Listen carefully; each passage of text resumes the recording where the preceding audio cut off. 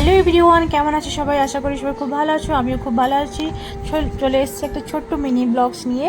এটা আমার একটা বন্ধুর বিয়ের ট্রিপ, তো ও সেটা ট্রিপ দিচ্ছিল। চিকেনটা আমার বাড়িতেই রান্না হয়েছিল।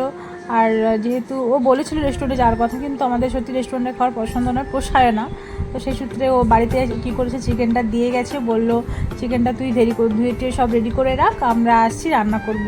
যদিও আমি ওদের আশা নিই, কারণ আমি ভালোভাবেই জানতাম আর জানিও ওরা আমাকে দিয়েই করাবে, ওরা নিজেরা করবে না, এক একটা অলস।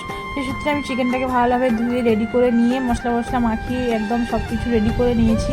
তোমরা ভিডিওতে দেখতেই পাচ্ছ যে আমার সব কিছু মশলা রেডি হয়ে গেছে, সুন্দরভাবে মাখানো হয়ে গেছে। কিছুক্ষণ রেখে দিয়েছিলাম, তারপর আলু ফালু তো কাটাও হয়ে গেছিলো, এক সাইডে ভাতও হয়ে গেছিলো। তো ওইটা আমরা জমিয়ে খাওয়া দাওয়া করলাম। সত্যি বলতে বাকি ক্লিপগুলো নেওয়াই হয়নি, ভুলেই গেছিলাম।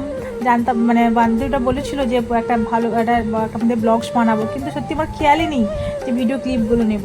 টুকটাক যেটুকু পেরেছি নিয়েছি, আর ডাইরেক্ট রান্নাও হয়ে গেছে, একদম খাওয়ার দাওয়ার বসে পড়েছি।